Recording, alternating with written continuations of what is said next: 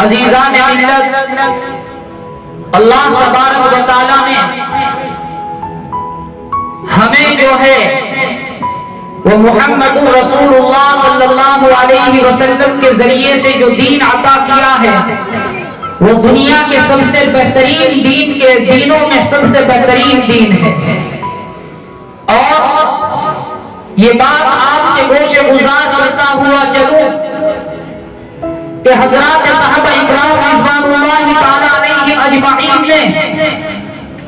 ہر وقت جناب رسول اللہ صلی اللہ علیہ وسلم کے حکموں اور آپ کی تعلیمات اور آپ کی زندگی کے مطابق اپنے آپ کو ڈھالا۔ میرے عزیز ساتھیوں، جناب رسول اللہ صلی اللہ علیہ وسلم سے جو محبت کا پیمانہ حضرات صحابہ اکرام رضوان اللہ تعالیٰ علیہم اجمعین نے پیش کیا، اسی پیمانے پر چل کر کے اگر ہم کامیابی چاہتے ہیں تو کامیابی اسی پیمانے پر ملے گی۔ میرے عزیز ساتھیوں، میں آپ کو اس وقت کوئی زیادہ لمبی چوڑی تقریر کرنے کے لیے نہیں بیٹھا، لیکن آپ کو حضرات صحابہ اکرام کا ایک چھوٹا سا واقعہ بیان کر کے اپنی بات کو ختم کرتا ہوں۔ حضرت حذیفہ بن یمان رضی اللہ تعالی عنہ وہ جناب رسول اللہ صلی اللہ علیہ وسلم کی جانب سے ایلچی بنا کر کے بھیجے گئے، اور اس زمانے کی جو سب سے سپر پاور طاقت تھی، سپر پاور تھی، جسے کسرا کہا جاتا تھا، حضرت حذیفہ بن یمان رضی اللہ تعالی عنہ اس کے دربار کے اندر پہنچتے ہیں، اور جا کر کے وہاں ان کو اس لیے بھیجا گیا تھا کہ وہ وہاں جا کر کے مذاکرات اور معاملات کو طے کریں، اور مسلمانوں کی طرف سے ان کو سفیر بنا کر کے بھیجا گیا۔ حضرت حذیفہ بن یمان رضی اللہ تعالی عنہ دنیا کی سب سے بڑی طاقت کے دربار پر جس وقت پہنچے تو ان کے استقبال کے لیے دسترخوان بچھایا گیا، ان کی ضیافت کے لیے دسترخوان بچھایا جا رہا ہے۔ وہ کس کا دربار تھا؟ اس وقت کا وہ امریکہ تھا، اس وقت کی سب سے بڑی طاقت تھی، جس کے دسترخوان پر بیٹھ کر کے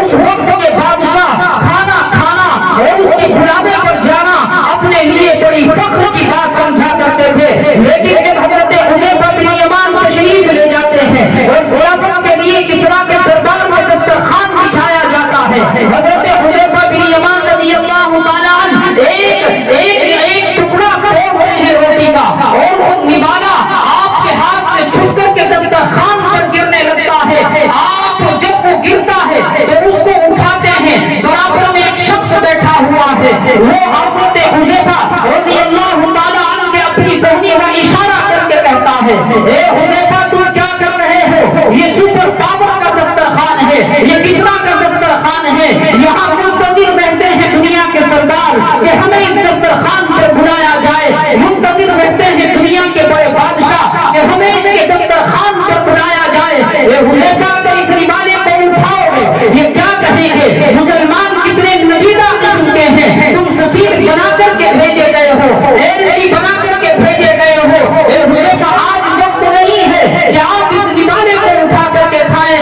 حضرت حذیفہ فرماتے ہیں کہ میں جناب رسول اللہ صلی اللہ علیہ وسلم کے فرمان کو اپنے کانوں سے سن چکا ہوں۔ میرے آقا نے فرمایا کہ رزق کا کوئی ٹکڑا تمہارے ہاتھ سے چھوٹ کر زمین پر گر جائے تو اس کو مٹی بھی لگی ہو تو صاف کر کے کھا لو، اللہ بہتر جانتا ہے کہ رزق کے کون سے حصے میں تمہارے لیے اللہ نے برکت کو چھپا کر کے رکھا ہے۔ حضرت حذیفہ بن یمان رضی اللہ تعالیٰ عنہ کسرا سے وہ کہتے ہیں اپنے اس میزبان سے کہ تو مجھے کسرا کے دسترخوان کی شان دکھانا چاہتا ہے، تو مجھے اس کی عظمت باور کرانا چاہتا ہے، تو مجھے کسرا کی بڑائی دکھانا چاہتا ہے، میں کسرا کی بڑائی کا کیا کروں؟ میں کسرا کے دسترخوان کی عظمت کا کیا کروں؟ میرے کانوں میں تو محمد رسول اللہ کا فرمان گونج رہا ہے۔ میرے عزیز ساتھیوں، یہی وہ چیز تھی کہ جس نے صحابہ کو ساری دنیا کے اندر کامیاب اور کامران کیا، اور حضرات علماء کرام اسٹیج پر موجود ہیں، معلوم کریں گے پھر ان کسرا کے وہ تاج جو ان کی عظمت کے نشان بنے ہوئے تھے وہ حضرات صحابہ کے قدموں کے اندر آئے، اور ایک ایک حکم پر اللہ نے عمل کیا، اللہ نے ساری دنیا کے اندر کامیاب کیا۔ میرے عزیز ساتھیوں، ایک صحابی ہیں ملک یمن سے، وہ شراب کی مشکلیں بھر کر کے لا رہے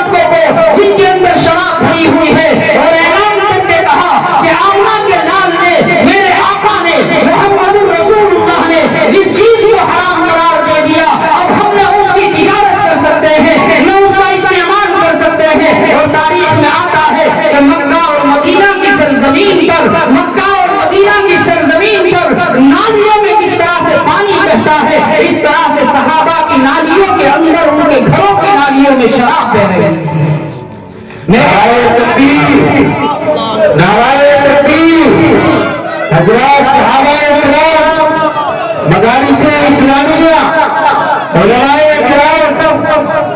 یہی وہ چیز ہے جس نے صحابہ کو کامیاب اور کامران فرمایا۔ مشرق سے لے کر کے مغرب تک انہوں نے دین اسلام کی آبیاری کی، شمال سے لے کر کے جنوب تک نبی کے دین کو لے کر کے پہنچے ہیں۔ لیکن آج میں دیکھتا ہوں کہ ہمارا وہ نوجوان جو اس امت کا مستقبل ہے، جو اس قوم کا مستقبل ہے، اس کے ہاتھ میں شراب کی بوتلیں ہیں۔ میرے عزیز ساتھیوں، آج بڑے افسوس کے ساتھ میں آپ سے کہہ رہا ہوں کہ آپ اپنی نسلوں کو بچائیے، اس شراب سے بچائیے، اس نشے سے بچائیے اور اس طرح کی چیزوں سے بچائیے جو ان کو مہلک بیماریوں کا اور مہلک چیزوں کا جو ہے وہ ان کو عادی بنا دیتے ہیں۔ ان کی جسم کے اندر وہ مہلک بیماریاں پیدا ہو جاتی ہیں۔ آج اس امت کا افراد اس قدر شراب نوشی کے اندر لگا ہوا ہے۔ میں آپ کو بتلاتا ہوا چلوں کہ جن تنظیموں کی یہ تحقیق ہے کہ وہ اس کے اوپر ریسرچ کرتے ہیں، وہ آرگنائزیشن جو ریسرچ کرتی ہیں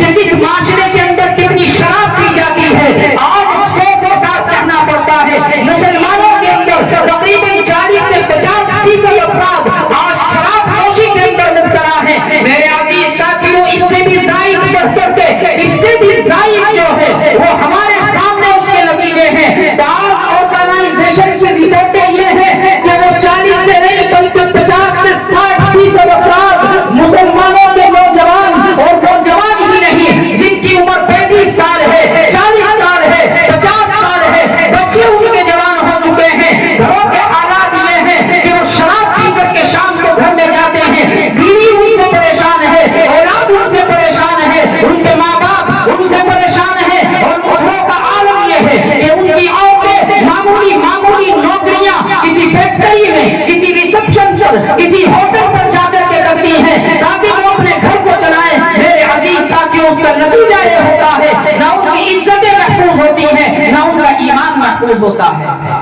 اس لیے میں آپ حضرات سے کہتا ہوں، مجھے صرف 10 منٹ کے لیے کہا گیا تھا اور وہ 10 منٹ بھی باقاعدہ پوری ہونے والی ہیں۔ میں آپ سے کہتا ہوں کہ اگر ہم شراب نوشی اور کسی بھی طرح کی مہلک چیز کے اندر مبتلا ہیں، آپ اس کو بالکل ترک کر دیجئے، اپنے معاشرے کو نشے سے پاک کر دیجئے۔ حضرات صحابہ اکرام کی طرح اگر کامیابی چاہتے ہیں، 1 منٹ کی دیری نہیں لگائی، مٹکوں کو توڑ دیا، مشکزوں کو پھاڑ دیا۔ اگر کوئی نوجوان یہ چاہتا ہے کہ وہ نبی سے محبت کرنے والا ہے اور اس کے ہاتھ میں بوتل ہے تو اس کو چاہیے کہ اس کو پھٹک دے اور اللہ کے دربار کے اندر توبہ کر لے۔ اللہ تبارک و تعالیٰ نے قرآن مقدس کے اندر 3 جگہ جو ہے اس کا ذکر فرمایا۔ اللہ کے نبی صلی اللہ علیہ وسلم پر قرآن نازل ہوتا ہے جب نشے کی بات آتی ہے، فیہما اسم کبیر ومنافع للناس، فرمایا کہ اس کے اندر بڑی خرابی ہے، بڑا گناہ ہے۔